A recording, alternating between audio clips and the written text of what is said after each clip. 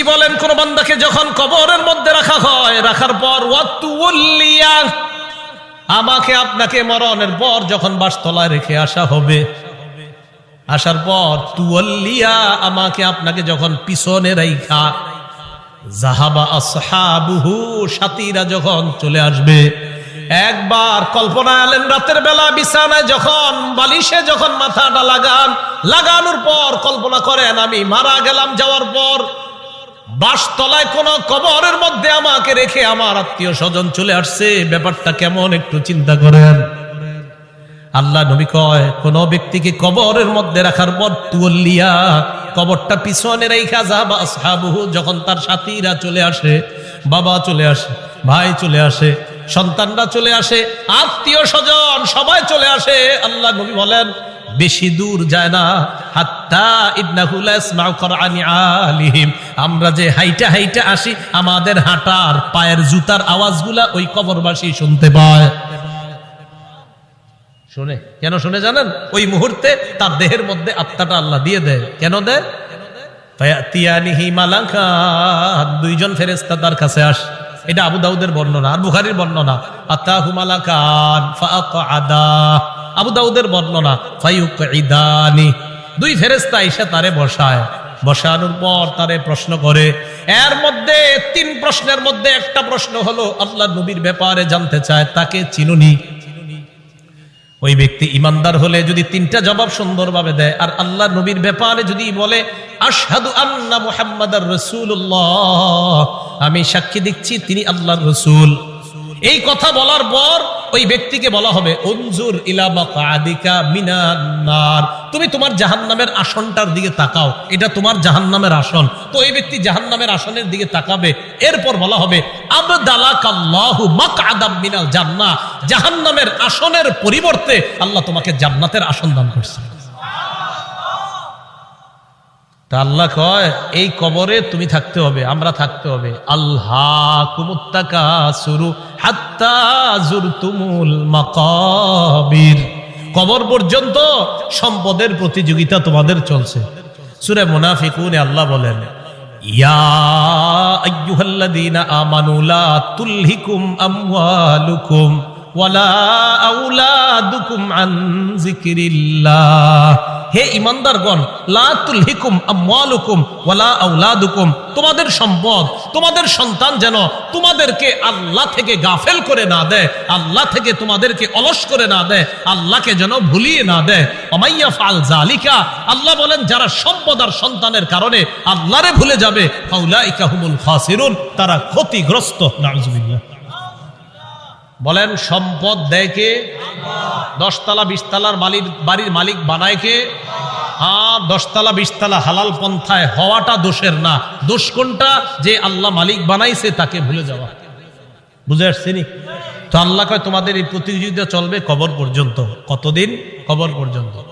ক্বালা রাসূলুল্লাহ সাল্লাল্লাহু আলাইহি ওয়াসাল্লাম, নবীজি সাল্লাল্লাহু আলাইহি ওয়াসাল্লাম বলেন, লা ইয়াজালু কলবুল কাবীরি শাবান ফিসনাতাইন, আল্লাহ নবী বলেন বুড়া মানুষের অন্তর দুই ক্ষেত্রে যুবক হয়। বুড়া মানুষের অন্তর যুবক হয় কয় ক্ষেত্রে? আরে বৃদ্ধ মানুষ কি বৃদ্ধ হয় না যুবক হয়? বৃদ্ধ হয়। কয় কলবটা দুই ক্ষেত্রে যুবক হয়। কোন ক্ষেত্রে? ফি হিরসিল মাল, 1 নাম্বার সম্পদের লোভ, 2 নাম্বার ওয়াতুলিল আমাল, লম্বা আশা। কি আশা? লম্বা আশা। কেউ কাকা কই যান? বয়স কত? কয় 75। কোথায় যাচ্ছেন? মসজিদে। মনটা খারাপ কেন? আর বইল না, 4টা ছেলে ইতালি থাকে, এক একজন 5 লাখ করে বেতন। 5 নাম্বার ছেলেটা বাংলাদেশে 50,000 টাকা বেতন। আরে তারে এখনো কোনো কুল কিনারা করে দিতে পারি নাই, টেনশনে আছে কাকা। রাসূলুল্লাহ সাল্লাল্লাহু আলাইহি সাল্লাম বলেন মানুষ বৃদ্ধ হয়, তার কলব 2 ক্ষেত্রে যুবক হয়। 1 সম্পদের লোভ, 2 লম্বা আশা, বড় আশা। আল্লাহ বুঝার তৌফিক দান করেন। রাসূলুল্লাহ সাল্লাল্লাহু আলাইহি সাল্লামের সাহাবী আব্দুল্লাহ ইবনে মাসউদ বলেন, খত্ত রাসূলুল্লাহ সাল্লাল্লাহু আলাইহি ওয়াসাল্লাম খত্তান মুরাব্বাআ। এই হাদিসটা বুঝতে হবে সবাই। নবীজি একটা চতুর্ভুজ আঁকলেন। ওই অঙ্কের ছাত্ররা কোথায়? কি আঁকলেন? চতুর্ভুজ আঁকার পর ওয়া খত্ত খত্তান ফিল ওয়াসাতি খারিজাম মিন, মাঝখান থেকে একটা দাগ দিলেন। এই দাগটা চতুর্ভুজের বাহিরে নিলেন। বলেন তো রসুল কি আঁকলেন? মাঝখানের দাগটা ভিতরে না বাহিরে? আচ্ছা এবার দেখেন, মাঝখানে ছোট ছোট কিছু দাগ দিস, এটা চতুর্ভুজ, মাঝখানে ছোট ছোট কিছু দাগ আর মাঝে একটা বড় দাগ, এই আশেপাশে কিছু ছোট ছোট দাগ, মাঝখানে লম্বা একটা দাগ। বলেন তো লম্বাটা কি ভিতরে আছে না বাহিরে? আচ্ছা একটু বুঝছেননি কথা। সুম্মা ক্বালা রাসূলুল্লাহ সাল্লাল্লাহু আলাইহি ওয়াসাল্লাম, নবীজি বলেন হাদাল ইনসান, মাঝখানের দাগটা হলো মানুষ, মাঝখানের দাগটা। ওয়াহাদাল্লাযী মুহীতুন বিহি আও ক্বাদ আহাতা বিহি আজালু, চারদিকের চতুর্ভুজটা এটা হলো তার আয়ু, জীবন। এবার বলেন চারপাশে এই যে চতুর্ভুজটা, মাঝের দাগটা, বলেন মাঝের দাগ চতুর্ভুজ, চতুর্ভুজ আয়ু মানে জীবন, এই জীবন এটা তার জীবন, মাঝে মানুষ। দাগ কি শেষ না? মাঝে ছোট ছোট কিছু আছে, মাঝের ছোট ছোট দাগগুলা হাদিহিল আরাজ, এগুলা তার পেরেশানি, বিপদ, বালা মুসিবত, রোগ বিমারি, একটা আসে ভালো হয় আর একটা আসে, এরকম চলেনি জীবনে, একটার পর একটা আসতে থাকে। এই আসতে আসতে এক পর্যায়ে আবার জিজ্ঞাসা করছি, চারদিকের দাগ, মাঝের দাগ, ছোট্ট ছোট্ট দাগগুলা বালা মুসিবত, বিপদ আপদ, ব্যস্ততা। মাঝখানের দাগটা কি চতুর্ভুজের ভিতরে না বাহিরে? নবীজি বলেন মানুষ মারা যায়, বাহিরে যেই দাগটা এটা হলো তার আশা, মানুষ মারা যায় আশাগুলা থেকে যায়। আশা কি জীবনের ভিতরে না বাইরে? এই যে মানুষ, ওর আশা হলো এত বড়, ও হলো একটু, এবার বাহিরে যেটা এটা হলো ওর আশা। নবীজি কয় মানুষের জীবন এতটুকু, মানুষটা এতটুকু, ওর আশা এতটুকু, ও মারা যায় আশাগুলা থেকে যায়। ভাই বুঝছেন নি আপনারা?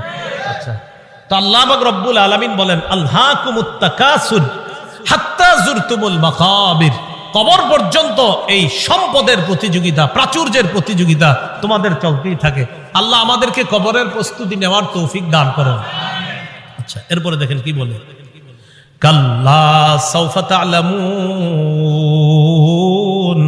সুম্মা কাল্লা সাউফা তা'লামুন, অপেক্ষায় থাকো, অচিরেই জানতে পারবা, অবশ্যই অচিরেই জানতে পারবা। কাল্লা লাউ তা'লামুনা ইলমাল ইয়াকিন, আল্লাহ বলেন যদি নিশ্চিত জ্ঞানে জানতা লাতারাউন্নাল জাহিম, স্বচক্ষে জাহান্নাম দেখতে পাবা।